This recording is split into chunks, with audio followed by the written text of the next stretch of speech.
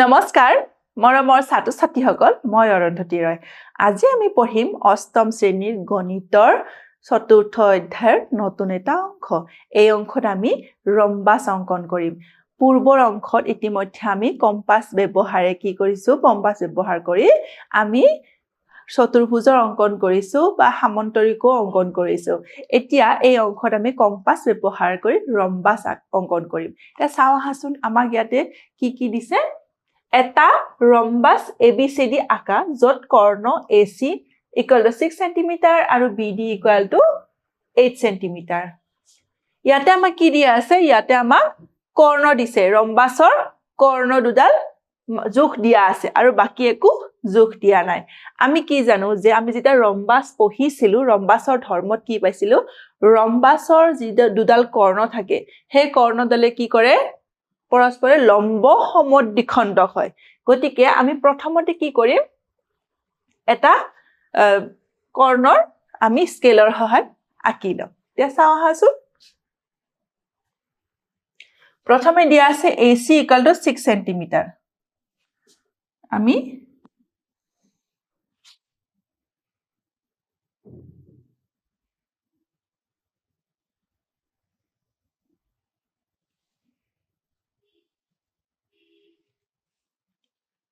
ইয়াতে আমি একিম AC =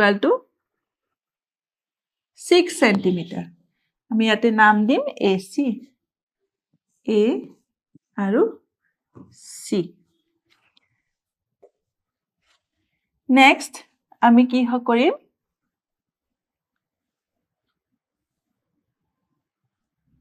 কম্পাসৰ সহায়েৰে আমি কি কৰিম লম্ব সমদ্বিখণ্ডক আঁকি লম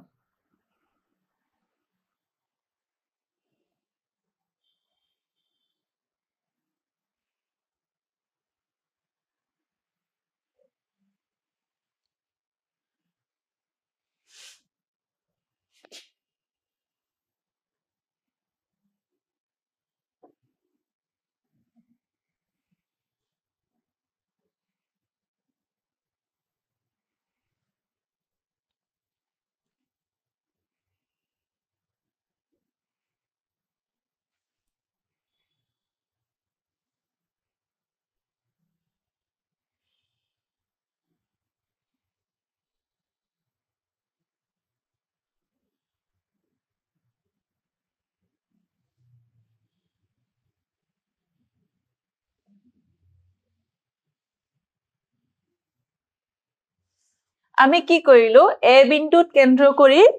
এটা বৃত্তচাপ অংকন কৰিলো আৰু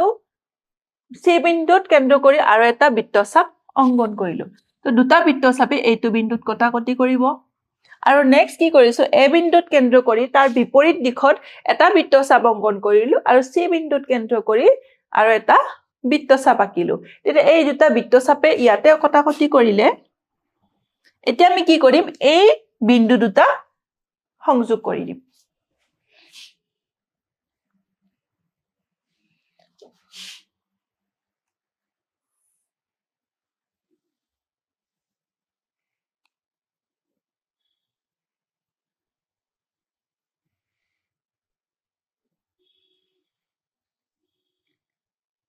এই বিন্দু দুটা সংযোগ কৰিলো এই বিন্দু দুটা কি কৰিলে আমাৰ AC লম্বভাৱে সমদ্বিখণ্ডিত কৰিলে এতিয়া আমি AC ৰ মানটো জানো আৰু এটা কৰ্ণ কি দিয়া আছে BD = কিমান দিয়া আছে 8 cm আমি ইয়াতে কি কৰিব লাগিব আমি 4 cm বৃত্তচাপ এটা আঁকিম এটা যি বিন্দুত কটাকটি কৰিছে এটো হ'ব O বিন্দু এতিয়া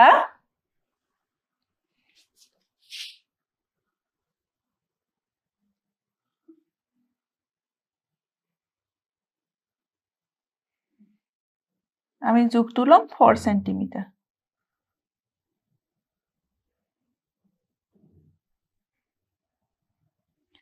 4 cm 4 cm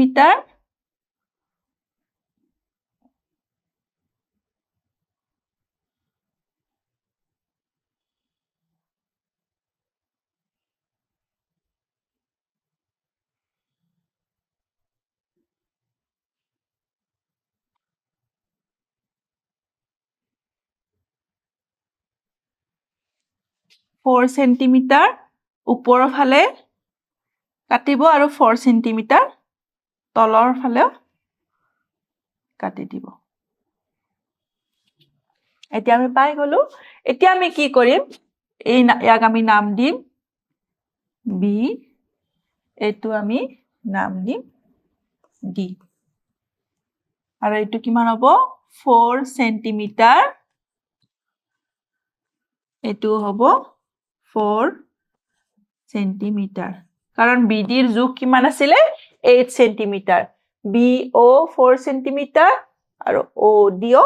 4 সেন্টিমিটাৰ এটো কিমান হ'ব AC যেহেতু 6 সেন্টিমিটাৰ আছিল এটো হ'ব 3 সেন্টিমিটাৰ আৰু এটো হ'ব 3 সেন্টিমিটাৰ এতিয়া আমি নেক্সট কি কৰিম নেক্সট আমি এই কি কৰিম A B B C C D আৰু D A আমি বিন্দু কেটা সংযোগ কৰিম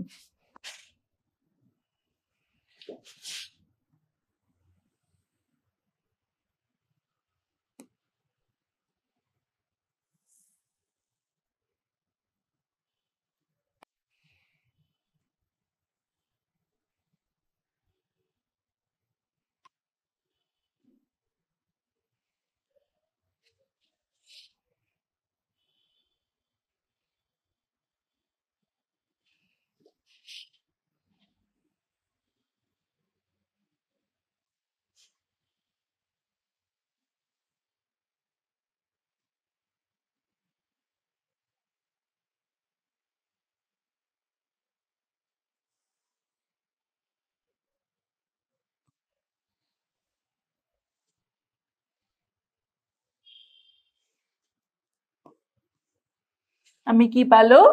A B C D ৰম্বাস পালো আৰু যেটো কি কৰিছে O বিন্দুত এই কোণ দুডালে লম্বভাৱে সমদ্বিখণ্ডিত হৈছে এতিয়া আমি ইয়াৰে যি অঙ্কন প্ৰণালী আমি কেনেকৈ আঁকিলো হে অঙ্কন প্ৰণালী আমি স্তৰ হিচাপে লিখা আছে স্তৰ 1 স্কেলৰ সহায়েৰে 6 সেন্টিমিটাৰ দৈৰ্ঘ্যৰ এটি ৰেখাখণ্ড AC অকা হল আমি প্ৰথমতে কি আঁকিছিলো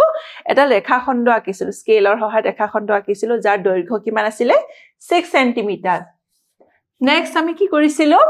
যে স্তৰটো যেহেতু ৰম্বাসৰ কৰ্ণ দুডাল কি হয় পৰস্পৰ লম্ব সমদ্বিখণ্ডক হয় গতিকে আমি কি কৰিছিলো AC বাহুৰ ওপৰত আমি কি কৰিছিলো লম্ব সমদ্বিখণ্ডক আঁকি লৈছিলো আকাৰ পিছত হে লম্ব সমদ্বিখণ্ডলে AC বাহুত কত কাটিছিলে O বিন্দুত কাটিছিলে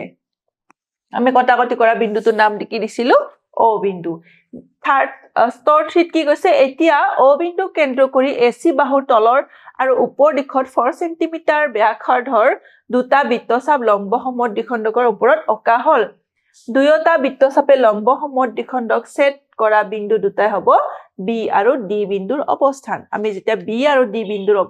অৱস্থান গম পালো তাৰ পিছত কি কৰিছিলো আমি হে বিন্দু কেটা সংযোগ কৰিছিলো AB BC CD DA সংযোগ কৰাৰ পিছত আমি কিহৰ চিত্ৰটো পালো আমি ৰম্বাসৰ চিত্ৰটো অঙ্কন কৰিলো এতিয়া আমি এটা কি দি আছে AB AD DCCB সংযোগ কৰি আমি ABCD ৰম্বাস সম্পূৰ্ণ কৰা হল এতিয়া আমি নেক্সট এটা প্ৰশ্নলৈ আহিছো ইয়াতো আমাক এটা ৰম্বাসে আঁকিব দিছে কিন্তু ৰম্বাসটো কি আছে ইয়াতে মানবোৰ কাৰ দিয়া আছে ইয়াতে কৰ্ণৰ মান দিয়া আছে আৰু বাহুৰ মান দিয়া আছে আমি যেহেতু জানো যে ৰম্বাসৰ প্ৰতিটো বাহুৰ কি জোখ একেই হয় গতিকে আমাৰ এটা বাহুৰ মান দিয়া আছে 4 সেন্টিমিটাৰ গতিকে বাকি তিনিটাৰ বাহুৰ জোখ কিমান হ'ব 4 সেন্টিমিটাৰ AC টো হল কৰ্ণৰ জোখ কিমান দিয়া আছে 6 সেন্টিমিটাৰ এতিয়া আহাচোন আমি ৰম্বাসৰ অঙ্কন কৰো প্ৰথমতে আমি কি কৰিম AC কৰ্ণ আঁকি লম হেতু কিমান আছিল 6 সেন্টিমিটাৰ ইয়াতে আমি নাম দিম AC এটো হল আৰু বাহুৰ জোখ কিমান দিয়া আছে 4 সেন্টিমিটাৰ মানে AB ৰ মান 4 সেন্টিমিটাৰ আৰু বাকি বাহুৰ জোখ কিমান হ'ব 4 সেন্টিমিটাৰ হ'ব গতিকে আমি এতিয়া কম্পাসৰ সহায়ত ৰম্বাসৰ বাহুবোৰ আঁকিম 4 সেন্টিমিটাৰ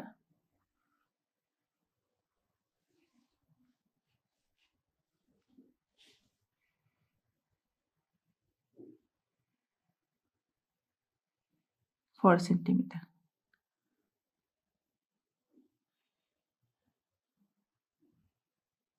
ইয়াতো 4 centimeter. আৰু তলৰ ফালেও 4 centimeter. এই বিন্দুত কেন্দ্ৰ কৰি আমি আঁকিলো দুটা বৃত্তচাপ এতিয়া সি বিন্দুটো কেন্দ্ৰ কৰি আমি দুটা বৃত্তচাপ আঁকিম ইয়াতো 4 centimeter এটো 4 centimeter আমি আঁকিলো এটা এ বিন্দুত কেন্দ্ৰ কৰি এচিৰ ওপৰ ফালে এটা বৃত্তচাপ আঁকিছো 4 centimeter আৰু সি বিন্দুত কেন্দ্ৰ কৰি এচিৰ ওপৰ ফালে এটা বৃত্তচাপ আঁকিছো কিমান ব্যাসাৰ্ধৰ 4 centimeter ব্যাসাৰ্ধৰ গতিকে এই দুটা বৃত্তচাপে কি কৰিছে এটা বিন্দুত কটাকটি কৰিছে আৰু হেতুৰ আমি কি নাম দিম ইয়াৰে নাম দিম বি ঠিক একেদৰে এ বিন্দুত কেন্দ্ৰ কৰি 4 centimeter ব্যাসাৰ্ধৰ এটা আমি বিৰ বিপৰীত ফালে এটা বৃত্তচাপ আঁকিছো ঠিক তেনেদৰে সি বিন্দুত কেন্দ্ৰ কৰি 4 centimeter ব্যাসাৰ্ধৰ আৰু এটা বৃত্তচাপ আঁকিছো যেটোৱে কি দুটা বৃত্তচাপে কি কৰিছে এটা বিন্দুত কটাকটি কৰিছে এই কটাকটি কৰা বিন্দুটোৰ আমি কি নাম দিম ডি নেক্সট আমি কি কৰিব লাগিব এই বিন্দু কেটা আমি যি চাৰিটা বিন্দু পালো এই বিন্দুবোৰ আমি কি কৰিম সংযোগ কৰি দিম আহাছৰ আমি সংযোগ কৰো বি বিন্দুৰ পৰা এ বিন্দুলৈ সংযোগ কৰিলো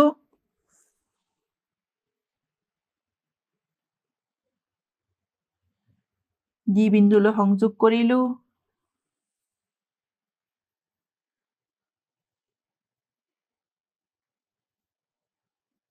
এটো এটা সংযোগ কৰিলো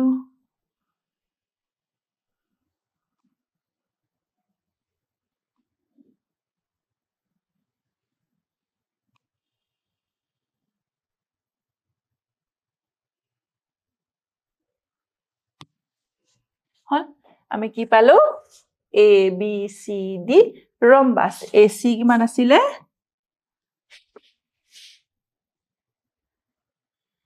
এসি আছিল আমাৰ 6 centimeter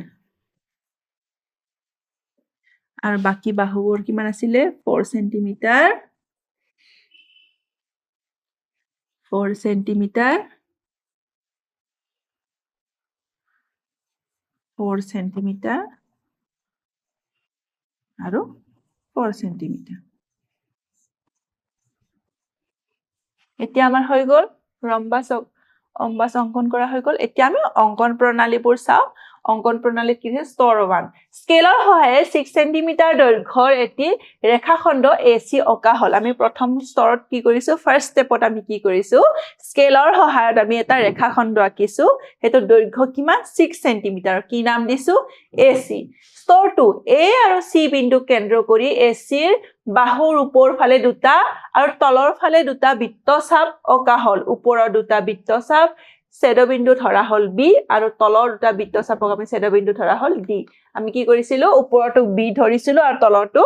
ডি বুলি ধৰি লৈছিলো তাৰ পিছত কি হৈছে A B B C C D আৰু ডি এ সংযোগ কৰি এ বি সি ডি ৰম্বাসটো আমাৰ সম্পূৰ্ণ কৰা হল এতিয়া আমি কি কৰিলো ইয়াতে দুটা ৰম্বাসৰ অঙ্কন কৰিলো এটাত কি দিয়া আছিল কিহৰ যোগ দিয়া আছিল অকল কৰ্ণ দুটাৰ যোগ দিয়া আছিল আৰু আনটোত কি দিয়া আছিল কৰ্ণৰ এটা কৰ্ণৰ যোগ দিয়া আছিল আৰু এটা বাহুৰ যোগ দিয়া আছিল এতিয়া আহাচন তোমালোকক প্ৰশ্ন দুটা মান হদো দুডাল কৰ্ণৰ যোগ দিয়া থাকিলে এটা ৰম্বাস অঙ্কন কৰিব পাৰিনে আমি আজি প্ৰথমতে যেটো ৰম্বাস অঙ্কন কৰিলো তাতে কি দিয়া আছিল দুডাল কৰ্ণৰ যোগ আছিল অকল কৰ্ণৰহে যোগ আছিল বাহুৰ যোগ নাছিল তথাপিও আমি কি কৰিব পাৰো ৰম্বাসটো অঙ্কন কৰিব পাৰো গতিকে আমি কি হ'ব উত্তৰটো হ'ব পাৰি দ্বিতীয়তে এডাল কৰ্ণ আৰু এটা বাহুৰ যোগ দিয়া থাকিলে এটা ৰম্বাস অঙ্কন কৰিব পাৰিনে আমি দ্বিতীয়টো চিত্ৰত কি আঁকিছিলো ৰম্বাসে অঙ্কন কৰিছিলো কিন্তু তাত কিহৰ যোগ দিয়া আছিল এটা কৰ্ণৰ যোগ দিয়া আছিল এডাল কৰ্ণৰ যোগ দিয়া আছিল আৰু এটা বাহুৰ আমাৰ যোগ দিয়া আছিল কাৰণ ৰম্বাসৰ চাৰিওটা বাহুৰে যোগ সমান গতিকে এটা বাহুৰ যোগ জানিলে আমি বাকি তিনিটা বাহুৰ যোগ গম পাই যাওঁ গতিকে এইটো উত্তৰটো হ'ব পাৰি আজিৰ অংশত তোমালোকৰ লগত আমি কি অংকন কৰিলো ৰম্বাস কিন্তু দুটা চিত্ৰ ৰম্বাস আঁকিলো প্ৰথমটোত আমাৰ কিহৰ যোগ দিয়া আছিলে দুটা কৰ্ণৰ যোগ দিয়া আছিলে আৰু দ্বিতীয়টোত কিহৰ যোগ দিয়া আছিলে এডাল কৰ্ণ আৰু এটা বাহুৰ যোগ দিয়া আছিলে আমি তেনেকৈ ৰম্বাস অংকন কৰিব পাৰো আজিৰ কাৰণে এইখিনিয়ে ধন্যবাদ